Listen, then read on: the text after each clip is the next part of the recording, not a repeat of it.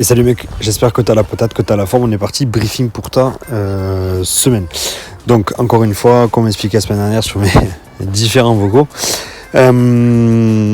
les blocs sont agencés comme tu les as là. Maintenant toi tu peux te les faire quand tu le souhaites à partir du moment où le bloc du lundi est fait dans son intégralité, peu importe le jour où tu le fais. Je pense juste donc du coup dans la partie feedback de séance à me rajouter le jour à laquelle tu as réalisé ta séance. Sinon bloc 1, on reste sur la mobilité post-séance avant une séance de CrossFit et de finir avec 40 minutes de zone 2 sur Biker. Donc je t'ai mis à jour à l'intérieur les données par rapport à tes tests. Idéalement, effectivement, il faudrait que ce soit fait à la caserne, si jamais que ce soit fait à la salle avec les bikers pour être vraiment dans ces fourchettes de travail là.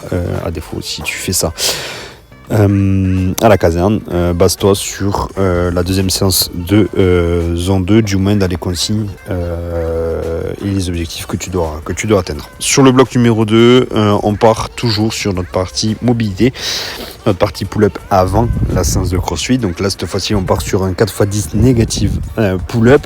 Je n'ai pas encore vu ce que tu as donné la semaine dernière, donc ça je te le rajouterai dans le briefing vocal du lundi, notamment ce qui concerne la charge de travail, savoir comment tu dois réajuster cette partie là. Derrière 3x10 Australian pull-up, tu as tous les détails de ces deux exercices là en coaching tips avec les objectifs à atteindre. Derrière renfort 4-7, 12 dumbbell floor press, 12 ring fast pull. Tu l'as déjà fait il y a 2 semaines, enfin, tu devais l'avoir fait il y a 2 semaines, donc ça c'est une première pour toi. Tu as tous les détails de ces deux exercices là en coaching tips, notamment en ce qui concerne les tempos. Le tempo c'est bien 3 secondes de descente, 1 seconde en bas, tu remontes de façon explosive, 0 seconde de pause quand tu as les bras tendus. Même principe en ring fast pull, c'est 2 secondes de descente, j'explose pour remonter et 1 seconde de pause avec les anneaux à hauteur du visage. Tu finis avec 100 répétitions de triceps extension. Partage ta charge de travail sur tout ça et fais-moi un retour sur la séance de CrossFit et sur l'intégralité de cette séance pull-up pour que je puisse réajuster sur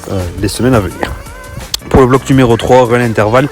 Donc là, à l'heure où je te fais la vidéo, je suis toujours en attente de ton test 5 minutes. J'attends ton retour pour savoir si ça a été fait ou non, pour que je puisse te calculer ces zones là. Donc ça sera mis à jour normalement dès que tu liras cette vidéo, donc dimanche soir ou lundi matin.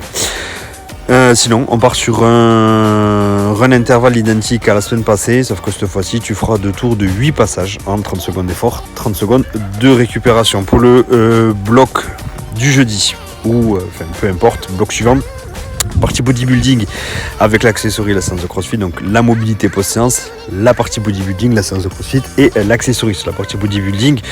Cette fois-ci, on va chercher un 6 heavy rep, 6 reps lourdes mais parfaitement bien exécutées avant d'enlever 15% sur cette charge de travail là et de réaliser 2 séries de 6 répétitions, une 30 de repos entre tes 2 séries.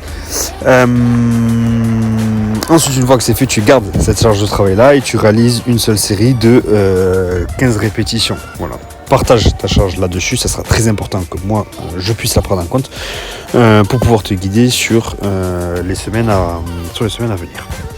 Tu as tout le détail, tout ça en coaching teams. Fais-moi ton retour post-séance de CrossFit et ensuite tu finis par l'accessory. Un accessory un petit peu particulier qui change par rapport à ce que tu as fait la semaine dernière. Où il y a 2 semaines, je sais plus trop où j'en suis et quand c'est que je t'avais calé ça. 4 tours de 10 dumbbell pull-over avec un tempo, 1 minute de repos. Tu dois réaliser 4 à 6 répétitions de barbell behind the neck press. Enlever 20% de cette charge de travail total et tu dois du coup réaliser un maximum de strict press. Alors je te la refais parce que j'ai été déconcentré. Tu réalises 4 à 6 répétitions de barbell behind the neck press.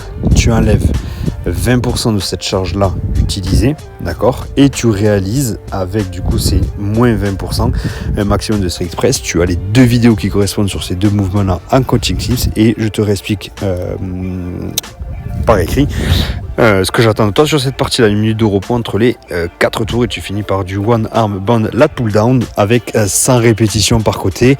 Initialement il était prévu 50 répétitions par côté, mais cette séance tu n'avais pas faite, c'est pas grave, on continue. Et là cette fois-ci on part du coup sur 100 reps Ensuite, endurance fondamentale, donc là c'est de cette séance-là dont je te parlais en début de briefing. Dans le cas où tu fais ta séance de bike erg à la caserne, au lieu de la faire au CrossFit, tu te bases sur les ressentis et les objectifs qui sont décrits dans cette séance-là. Pour la journée de dimanche, on finit par du run en zone 2. Pour cette partie-là, encore une fois, faire de la course à pied en zone 2, c'est très compliqué.